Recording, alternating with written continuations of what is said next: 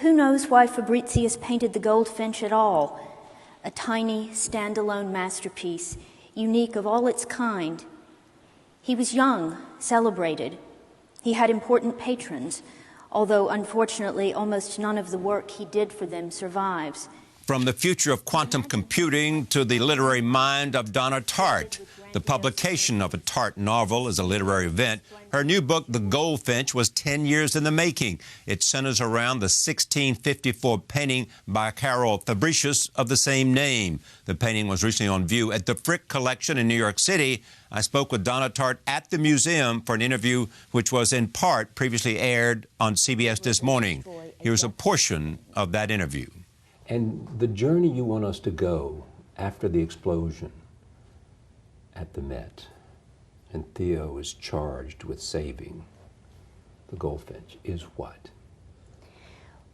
The journey that I want to take the reader on always is the journey that I loved most when I was reading as a child. Just this galloping, gleeful, you don't know what's going to happen next. And I don't want my books ever to be an amusement park ride that's sort of very predictable, up, down, and you wind around the track and you end up in the same place.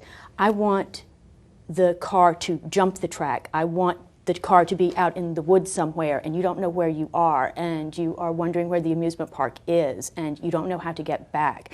I want there to be real danger for if there's real danger for the character, there's real danger and surprise for the reader as well. For me, I really feel if there's no surprise for the writer, there's no surprise for the reader. You always have to be writing at the risk point. I always do anyway. Is danger something that has big meaning to you? The sense of the confrontation with danger? It's something that I think gives a great sense of liveliness in work and a great sense of fun as well. Reading should be fun.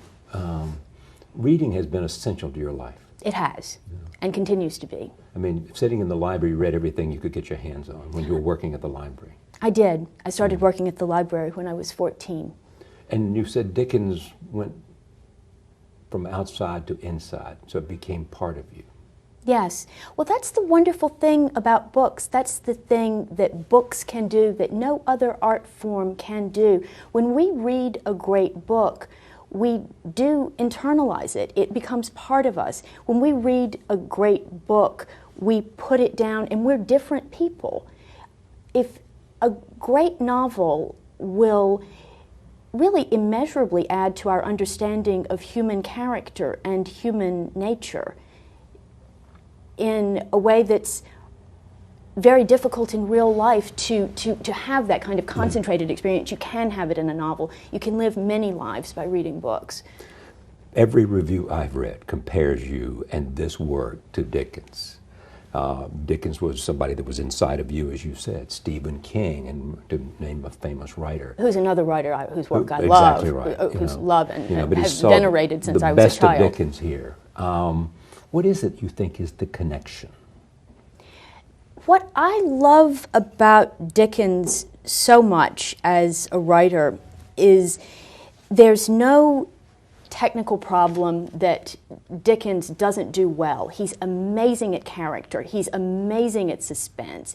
He's got a fantastic command of metaphor. He's very, very funny. He's a fantastic storyteller. He's wonderful in terms of plot. You can't put his books down. And the thing about Dickens I love so much, there's a warmth about him. He's a great teacher. Many artists really are very opaque and try to hide their effects. Dickens doesn't do that. Dickens lets you in. Dickens, if you're willing to learn from Dickens, he's, come on in, and he shows you how he does it. And it's not just writerly tricks, but Dickens will teach you a lot about life reading him. As I said, the experience of human nature, one's experience of human nature, can be immeasurably enlarged by reading a great novel by Dickens. As Dickens does, you also ask beyond the thrill of the narrative and beyond the thrill of the adventure and beyond the thrill of the unfolding story. there are also moral questions. Yes, Dickens is very wise morally. I mean, the novel is really an extended moral play in time. It's a stage in which we can see moral problems played out in real time as we would in a human life, and it really broadens our sense of... In novels, we get to be people from the inside, and we get to understand how people behave the way they do. So what questions are you grappling with here? What is love? What else?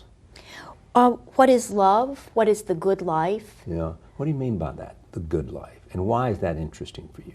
Well, the idea is that, well, there are many definitions of the good life. Is the good life to be happy oneself? Is it personal happiness? Yeah. Is it making other people happy at the expense of one's own happiness? Is it...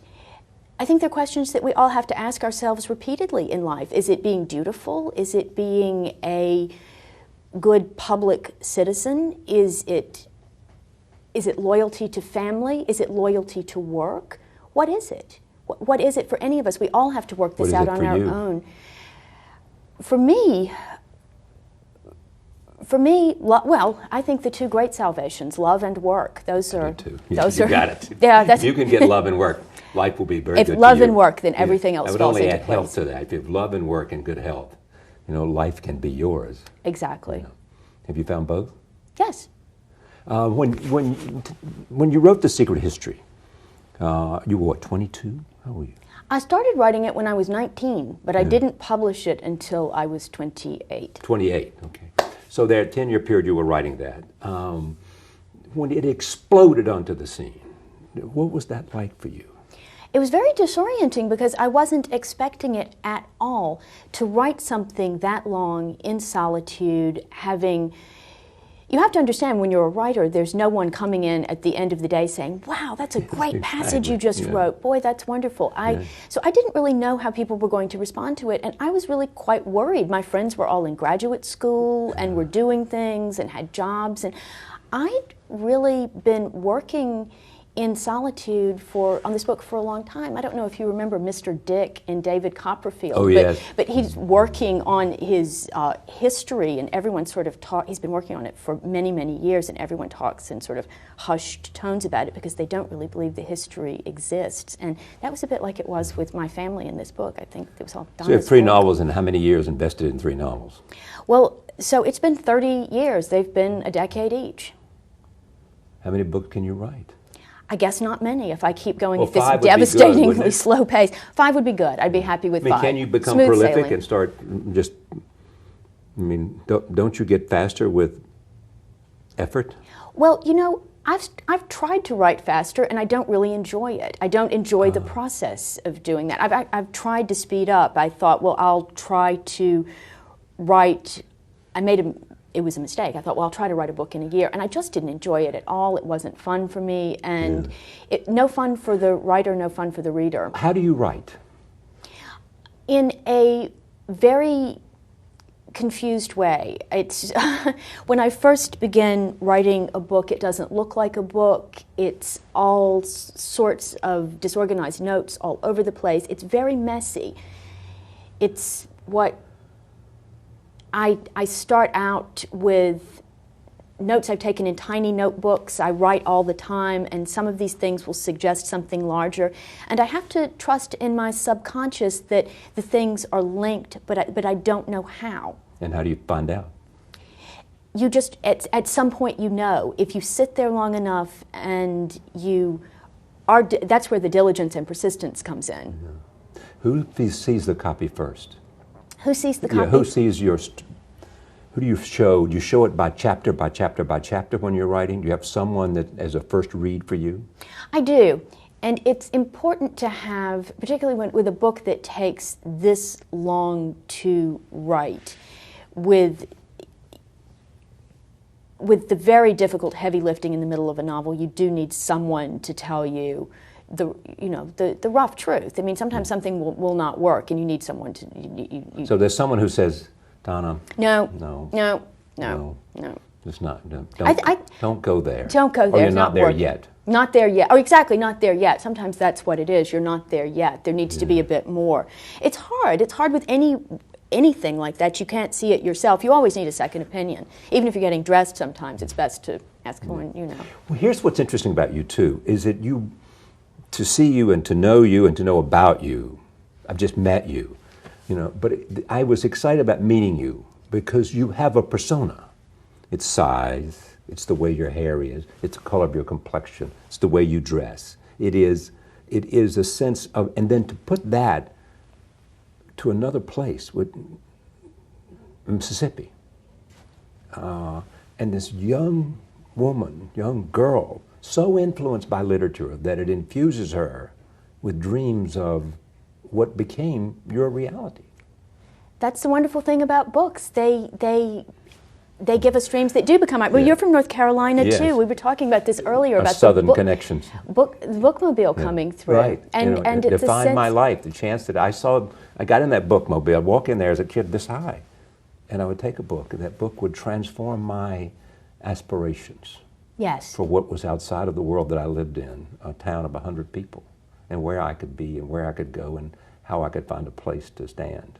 Well, this is what the novel always has to teach us, and it's something that we need to remember in a day of loudly shouting media. Yeah.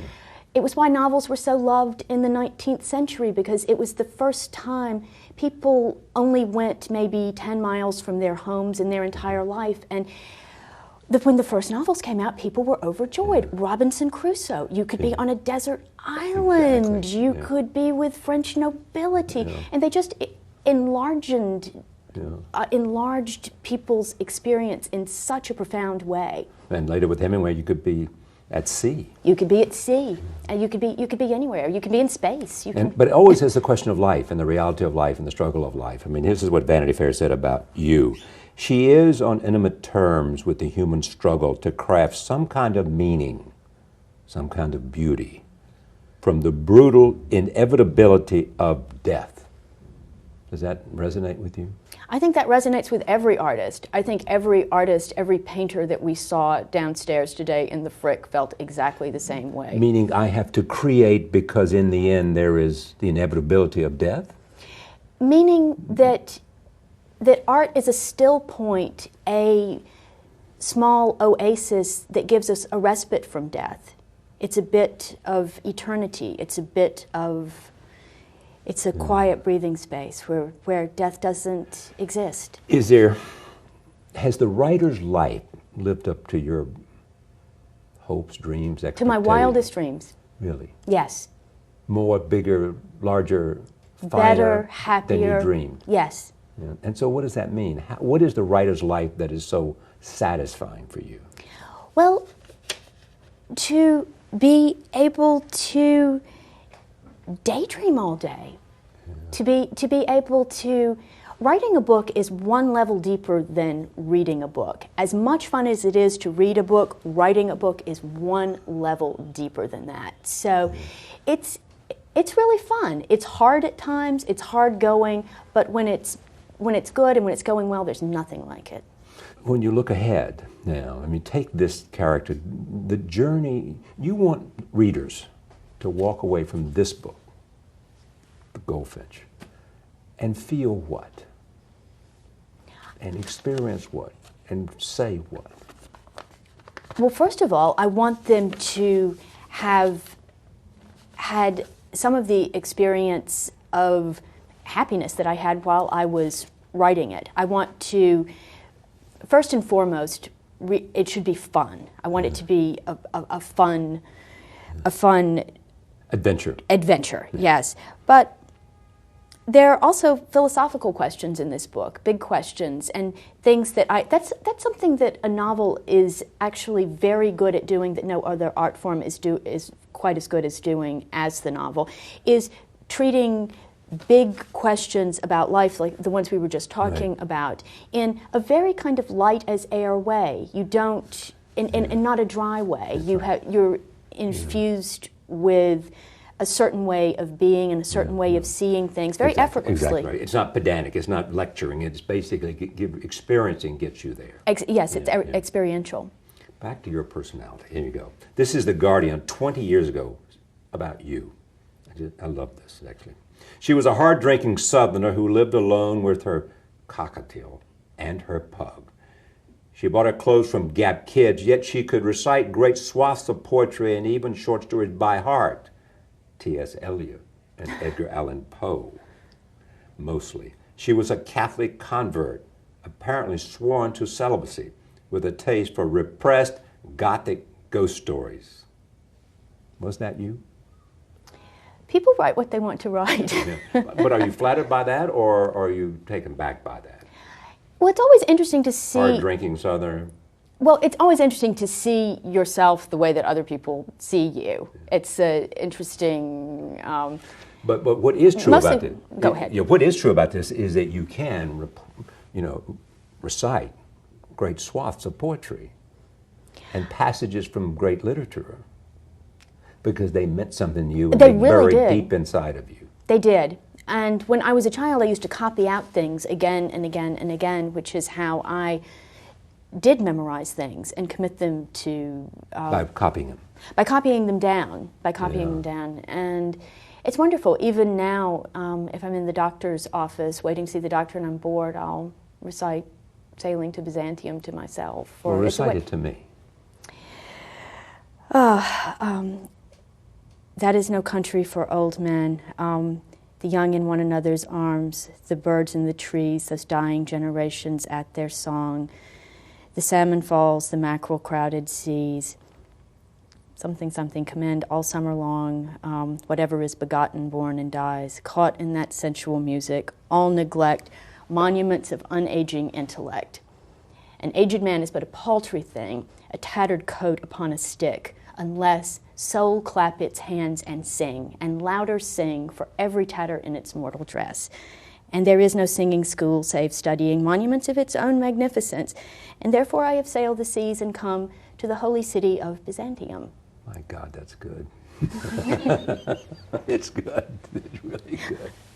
Even though I forgot the line. Yeah. Well, it doesn't matter. You got the 90% of it. But there's also about you, and we've become enchanted with the persona of people who touch us by their art, whether it's Picasso painting or you writing a novel or other people on stage, for example.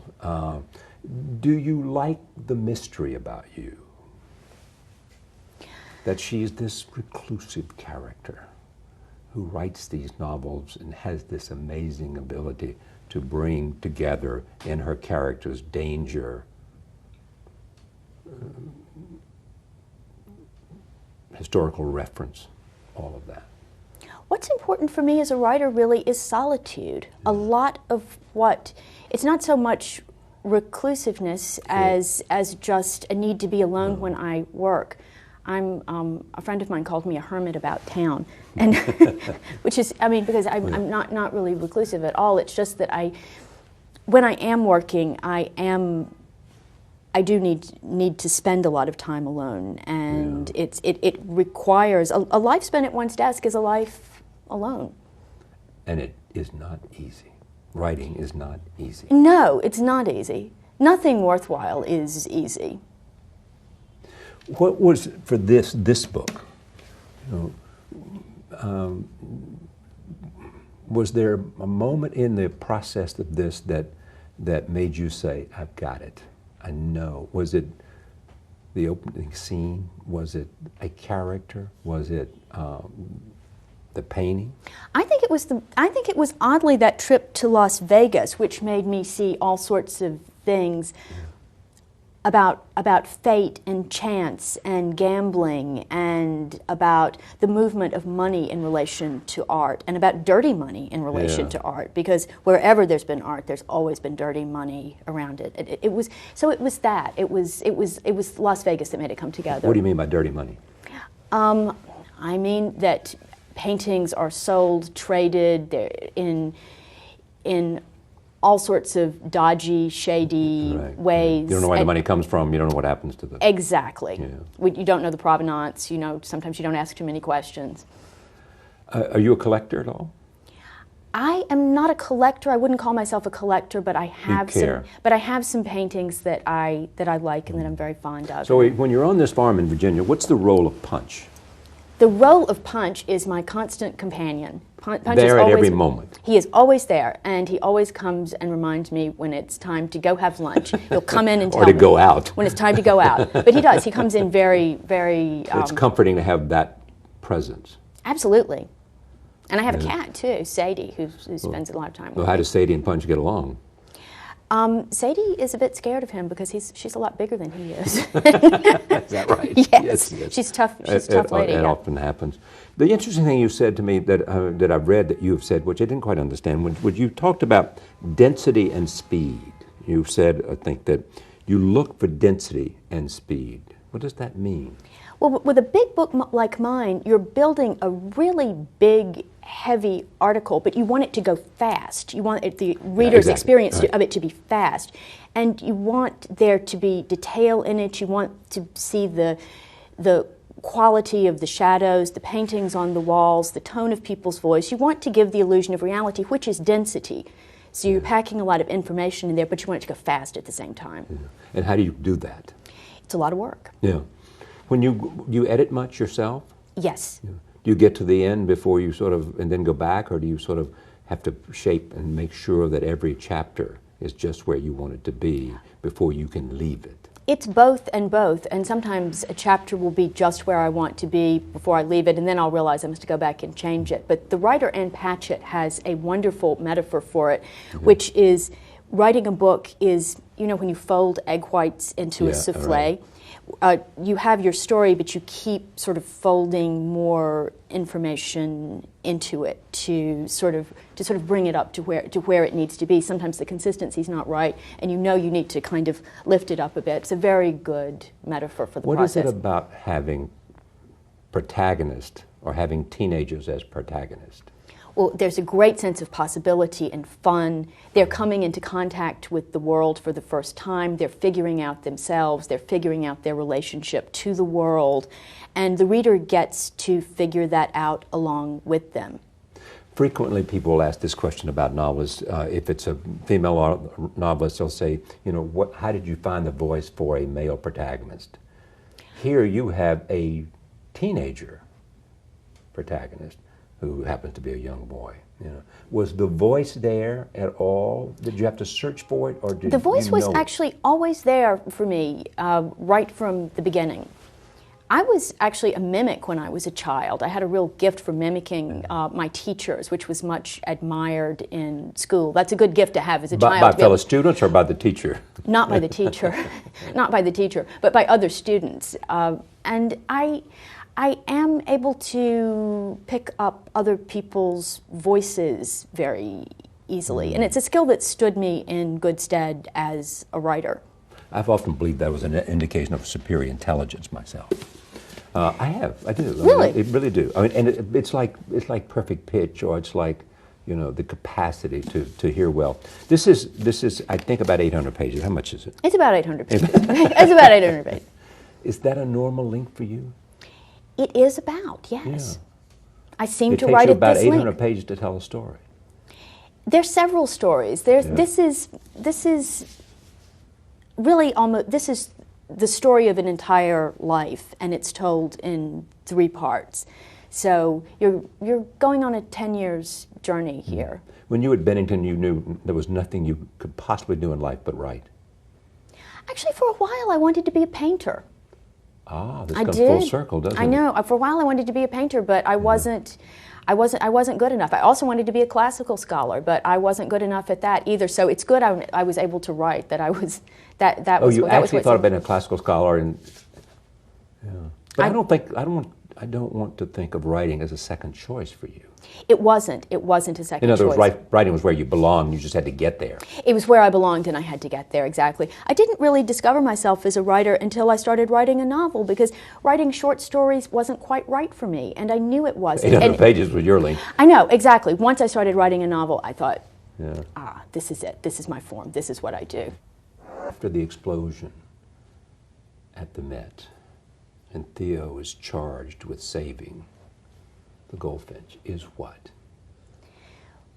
The journey that I want to take the reader on always is the journey that I loved most when I was reading as a child. Just this galloping, gleeful, you don't know what's going to happen next. And I don't want my books ever to be an amusement park ride that's sort of very predictable, up, down, and you wind around the track and you end up in the same place. I want the car to jump the track. I want the car to be out in the woods somewhere and you don't know where you are and you are wondering where the amusement park is and you don't know how to get back. I want there to be real danger if there's real danger for the character, there's real danger and surprise for the reader as well. For me, I really feel if there's no surprise for the writer, there's no surprise for the reader. You always have to be writing at the risk point. I always do anyway. Is danger something that has big meaning to you? The sense of the confrontation with danger? It's something that I think gives a great sense of liveliness in work and a great sense of fun as well. Reading should be fun. Reading has been essential to your life. It has, and continues to be. I mean, sitting in the library, you read everything you could get your hands on when you were working at the library. I did. I started working at the library when I was 14. There's you and this work to Dickens. Dickens was somebody that was inside of you, as you said. Stephen King, and to name a famous writer. Who's another writer whose work I love. Exactly right. Whose love and have so venerated since I was a child. The best of Dickens here. What is it you think is the connection?